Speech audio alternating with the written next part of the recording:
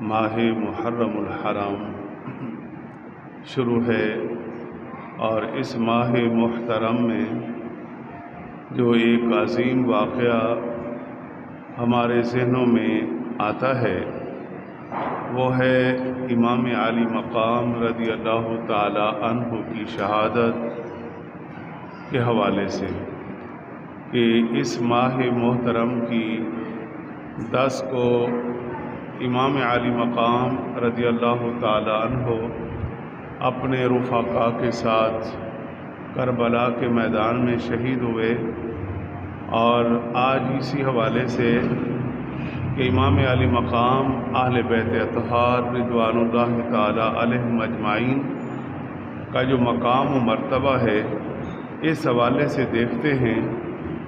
اور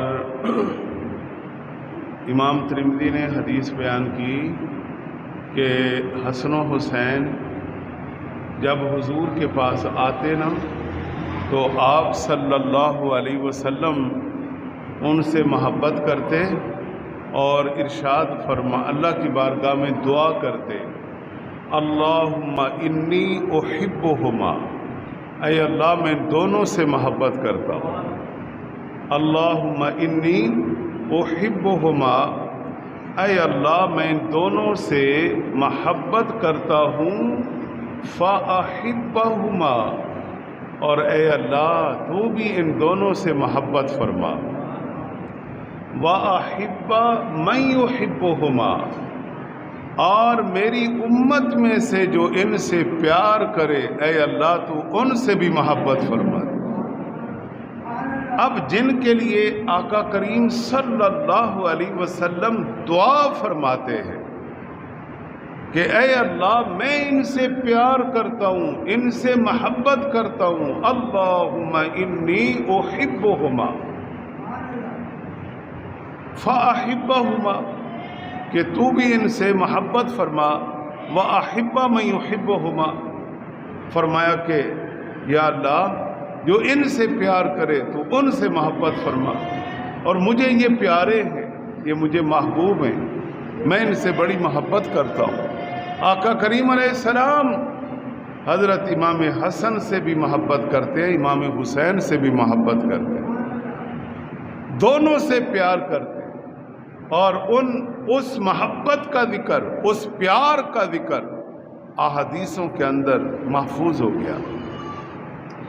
اور پھر آقا کریم علیہ السلام نے ارشاد فرمایا، عن ابی ہریرہ رضی اللہ تعالی عنہ قال قال رسول اللہ صلی اللہ علیہ وسلم من احب الحسن والحسین فقد احبنی ومن ابغضہما فقد ابغضنی۔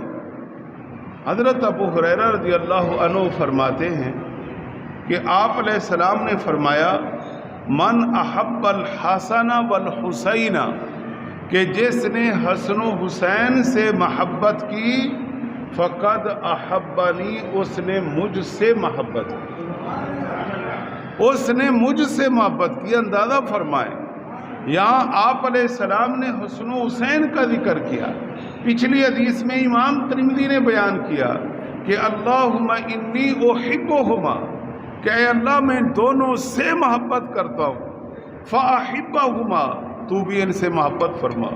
اور یہاں کیا فرمایا آپ علیہ السلام نے؟ یہاں فرمایا کہ من احب الحسن والحسین، کہ جس نے حسن و حسین سے محبت کی، پیار کیا، اوہو، فقد احبنی، حضور فرماتے ہیں فقد احبنی، اس نے مجھ سے محبت کی، اس نے مجھ سے محبت کی، ومن ابغضہما فقد ابغضنی، اور جس نے ان سے ناراضگی کی، ان سے بغض رکھا، اس نے مجھ سے بغض رکھا، جس نے ان سے عداوت کی، روگردانی کی، انہیں تنگ کیا، انہیں ستایا۔ ہاں جی، اب غور کر لیں کہ حضور فرماتے ہیں کہ بظاہر اس کا ستانا، تنگ کرنا میرے اہل بیت کو ہے، تو حقیقت میں انہیں نہیں ہے، وہ مجھے تکلیف پہنچا رہا ہے۔ وہ مجھے تکلیف پہنچا رہا ہے۔ اب اس سے واضح ہوا کہ آقا کریم صلی اللہ علیہ وسلم نے اپنی امت کو کیا پیغام دیا کہ یہ میرا گھرانہ ہے، اس سے ہمیشہ محبت کر، ان سے عداوت نہ کرنا، دشمنی نہ کرنا، ان کو پریشان نہ کرنا۔ تو آپ صلی اللہ علیہ وسلم کس طرح اپنی امت کو پیغام دے رہے، لیکن یاد رکھیں بعض دفعہ چیزیں ایسی آ جاتی ہیں سامنے، مال و دولت، پیسہ، لالچ، طمع، جب یہ چیزیں سامنے آ جائیں تو سکے ماں باپ بھی بھول جاتے ہیں۔ پیسہ ایک ایسی چیز ہے، سکے ماں باپ کی لوگ مال و دولت کے لیے گھروں سے نکال رہے ہیں اور ان کی گردنیں کاٹ رہے ہیں۔ اہل بیت اطہار کی محبت حضور تو بتا رہے ہیں، قرآن بیان کر رہا ہے، قُل لَا أَسْأَلُكُمْ عَلَيْهِ أَجْرًا إِلَّا الْمَوَدَّةَ فِي الْقُرْبَى۔ اللہ رب العالمین فرماتا ہے کہ محبوب صلی اللہ علیہ وسلم لوگوں میں بتا دو کہ میں تم سے کوئی اجرت طلب نہیں کرتا، میرے ذریعے سے تمہیں قرآن ملا، اسلام ملا، دین ملا، رب تک پہنچے ہو، میں نے تمہیں جہالت سے نکالا ہے، تم کدھر جا رہے تھے؟ جہنم کی طرف، میں نے تمہیں جنت کے راستے پہ چلایا، میں نے تمہیں اہدنا الصراط المستقیم پر چلایا، میں نے تمہاری رہنمائی کی، میں نے تمہارے ساتھ بھلائی کی، لیکن اس سب پر کوئی اجرت نہیں، کوئی معاوضہ نہیں۔ تو پھر کیا پیغام ہے؟ پیغام رب تعالیٰ کا یہ ہے کہ میرے محبوب اعلان کرو الا المودۃ فی القربى، میرے قرابت داروں سے محبت کرنا، میرے خاندان سے محبت کرنا، آل بیت سے پیار کرنا، مودت و محبت کرنا، ان سے، ان کا خیال کرنا۔ اللہ اکبر، اللہ اکبر، یہ قرآن ہے۔ انما یرید اللہ لیذہب عنکم الرجس اہل البیت ویطہرکم تطہیرا۔ اللہ تعالیٰ تو یہی چاہتا ہے، انما یرید اللہ لیذہب عنکم الرجس اہل البیت، اہل بیت سے ہر قسم کی ناپاکی کو دور کر دے اور انہیں پاک کر دے۔ اللہ تو یہ چاہتا ہے۔ تو اب دیکھیں جن کی طہارت و نفاست کا ذکر اللہ کریم قرآن میں فرماتا ہے، اب اس سے ان کا مرتبہ اور ان مقام کہاں پہ پہنچ جاتا ہے۔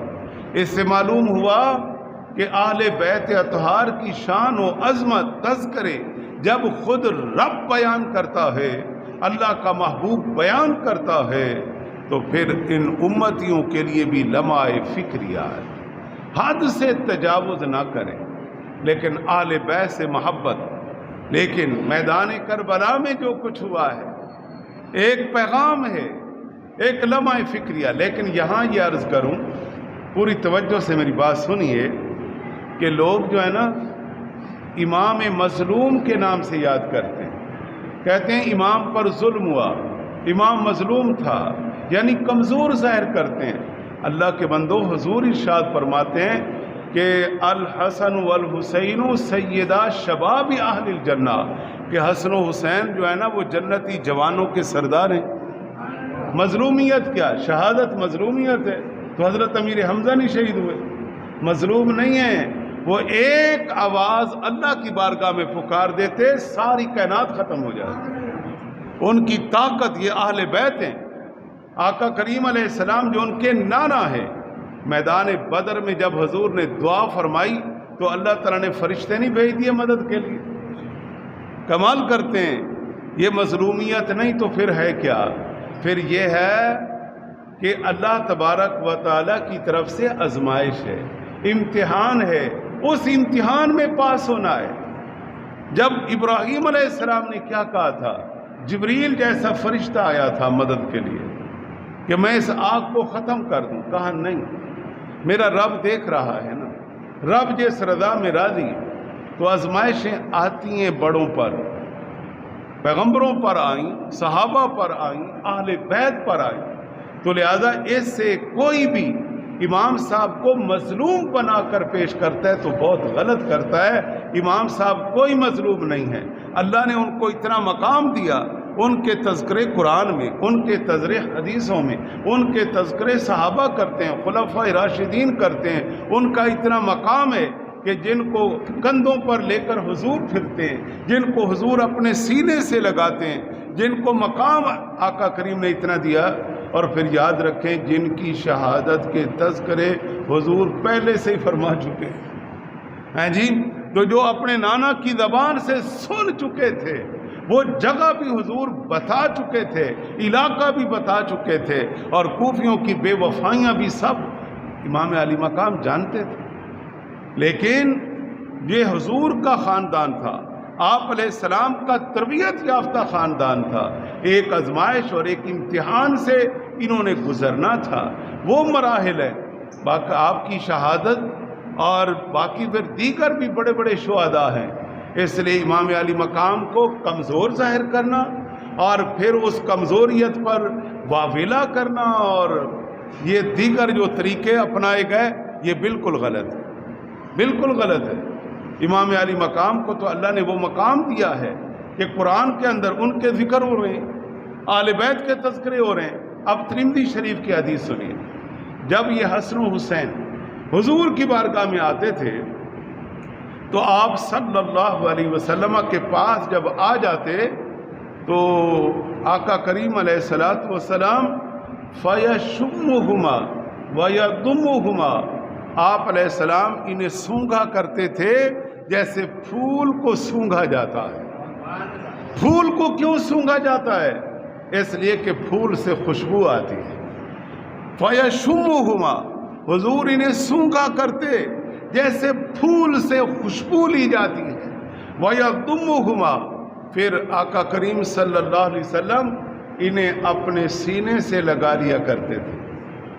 اب جن کو سینہ حضور کے سینے سے مس ہو اور جن کی پیشانی پر آپ صلی اللہ علیہ وسلم بوسے دیں اور جن کے نام حضور رکھیں، جن سے محبت پیار حضور فرمائیں، جن کی تربیت لقمہ روٹی کا حضور اپنے منہ سے دے کر حسین و حسن کی تربیت فرمائیں، ان کی پرورش فرمائیں، تو اس لیے سوچئے کوئی ایسا لفظ زبان سے نہ نکلے کہ جو اہل بیت کی شان کو کم کرے، نہیں، ایسا جملہ زبان سے نکلے جو ان کی عظمت کو ظاہر کرے۔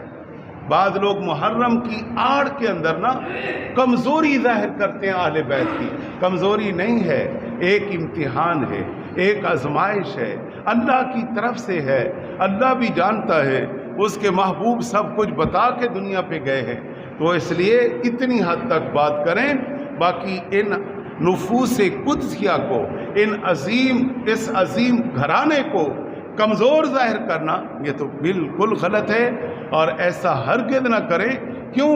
قیامت کے دن بھی اہل بیت سے سامنا ہونا ہے، ٹھیک ہے نا؟